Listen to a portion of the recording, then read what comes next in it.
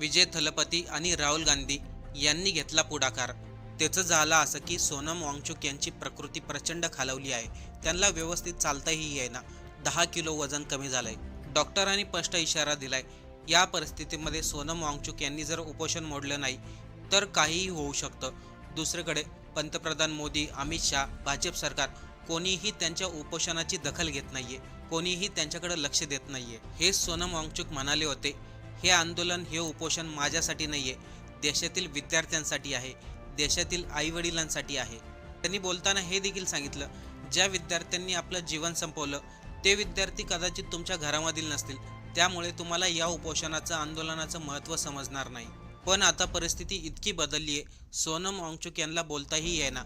हीच गोष्ट जेव्हा राहुल गांधी आणि मुख्यमंत्री विजय थलपती यांना समजली, तेव्हा त्यांनी नेमकं काय निर्णय घेतलाय तेच आपण या व्हिडिओमधून पाहणार आहोत. आता हे भाजप सरकार, मोदी, अमित शहा सोनम वांगचुक यांच्या उपोषणाकडे दुर्लक्ष का करतायत ते अगोदर समजून घ्या. देशाच्या राजकारणामध्ये काही आंदोलनं अशी असतात, ती फक्त एखाद्या पक्षापुरती मर्यादित राहत नाही, ती देशभर चर्चेचा विषय बनतात. आणि सध्या दिल्लीच्या जंतर मंतरवरती सोनम वांगचुक यांचं जे उपोषण चालू आहे, त्याने देखील देशभरामध्ये अशीच परिस्थिती निर्माण झाली आहे. आता फक्त हे आंदोलन किंवा उपोषण राहिलं नाही, तर हे देशामधील विद्यार्थ्यांचं भविष्य, परीक्षा व्यवस्थेवरील विश्वास आणि देशभरातील राजकीय पक्षांची भूमिका याचा विषय बनला आहे. आतापर्यंत कॉक्रोच जनता पार्टीकडून सांगितलं जात होतं, हे आंदोलन कोणत्याही राजकीय पक्षाचं नाही, हे देशातील विद्यार्थ्यांचं आहे, तरुणांचं आहे आणि शिक्षण व्यवस्थेचं आहे. पण परिस्थिती अशी झाली आहे, या आंदोलनाला कोणीही महत्त्व देत नाही. त्याचं सर्वात महत्त्वाचं कारण म्हणजे गोदी मीडिया.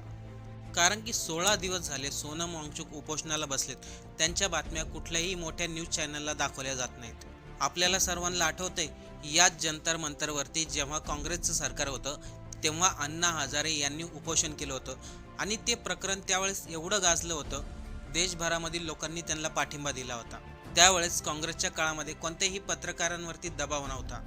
पण आत्ताची परिस्थिती पूर्ण वेगळी आहे. आत्ता पत्रकारांवरती दबाव आहे आणि काही पत्रकार गोदी मीडिया म्हणून काम करतात.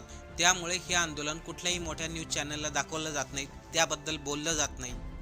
बरं, न्यूज चॅनल तर सोडा, देशाचे पंतप्रधान मोदी, गृहमंत्री अमित शहा यांनी देखील या उपोषणाची दखल घेतली नाहीये. आज सोनम वांगचुक यांच्या जीवाला धोका आहे, उद्या काहीही होऊ शकतं, तरी देखील सरकारमार्फत एकही माणूस त्यांच्याकडे भेटायला देखील गेला नाही, त्यांची विचारपूस देखील केली नाही.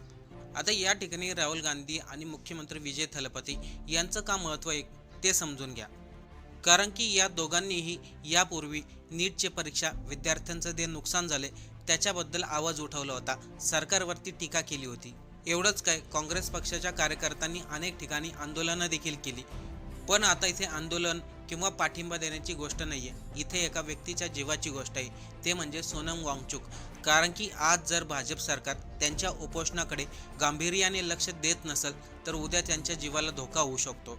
त्यामुळे अभिजित दीपकेने राहुल गांधी, तमिळनाडूचे मुख्यमंत्री विजय जोसेफ तसेच चंद्रबाबू नायडू या सर्वांना पत्र लिहिलंय.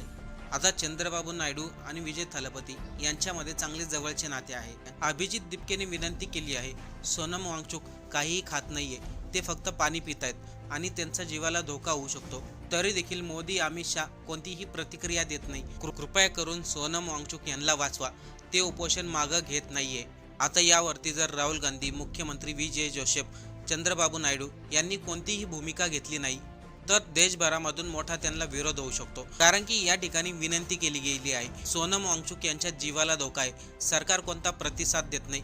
या ठिकाणी फक्त विरोधी पक्षांनाच पत्र लिहिलं नाही, सत्तेमध्ये असलेल्या लोकांना देखील अभिजित दीपकेने पत्र लिहिलंय. भाजपचे राष्ट्रीय अध्यक्ष नितीन नवीन, समाजवादी पार्टीचे अखिलेश यादव, जम्मू काश्मीरचे मुख्यमंत्री उमर अब्दुल्ला याशिवाय भाजपच्या काही खासदारांना पत्र लिहिण्यात आले.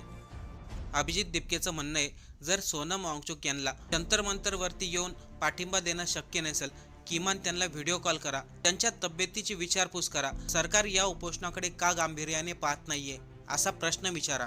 जर राहुल गांधी, मुख्यमंत्री थलपती विजय, चंद्रबाबू नायडू, भाजपचे खासदार, आम आदमी पार्टीचे खासदार तसेच अखिलेश यादव यांनी जर विचारपूस केली तर या आंदोलनाची परिस्थिती बदलू शकते.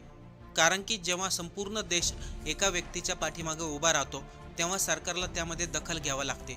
पण आज परिस्थिती अशी आहे, त्यांची बातमी कुठेही दाखवली जात नाही. जाणून बुजून लोकांच्या नजरेपासून लपवलं जाते. पण इथे एक गोष्ट कळत नाही, भाजप सरकारला, मोदीला, अमित शहा यांना धर्मेंद्र प्रधानमध्ये असं काय दिसतंय त्यांचा राजीनामा ते घेऊ शकत नाही. एवढे दिवस झाले उपोषण चालू आहे तरी देखील धर्मेंद्र प्रधानचा राजीनामा घेतला जात नाही. त्यावरून एक गोष्ट स्पष्ट दिसते, या सरकारला कोणाचंही काही घेणं देणं नाही. एक प्रकारे हुकुमशाही चालवत आहे असं चित्र निर्माण झालंय. म्हणजे विद्यार्थी रस्त्यावर आहे, एक व्यक्ती उपोषण करतोय, आज मरणाच्या दारावर आहे, पण सरकार मात्र पक्ष फोडण्यामध्ये, खासदार फोडण्यामध्ये व्यस्त आहे. पंतप्रधान मोदी विदेशात दौऱ्यावरती जात आहेत, अमित शहा पक्षाची रणनीती करतायत, इकडे विद्यार्थी मारतायत, उपोषणं करतायत, पण तरी देखील देशामधील सरकारला काही घेणं देणं नाही. तर इथे मोठा प्रश्न आहे, लवकरात लवकर जर सरकारने दखल घेतली नाही तर वांगचुक यांची प्रकृती आणखीन जास्त बिघडू शकते. राहुल गांधी, मुख्यमंत्री विजय थलपती, चंद्रबाबू नायडू खरंच पाठिंबा देतील का? मोदी सरकार उपोषणाची दखल घेतील का? आपल्याला या सर्व विषयावरती काय वाटते? आपलं मत कमेंट करून नक्की सांगा.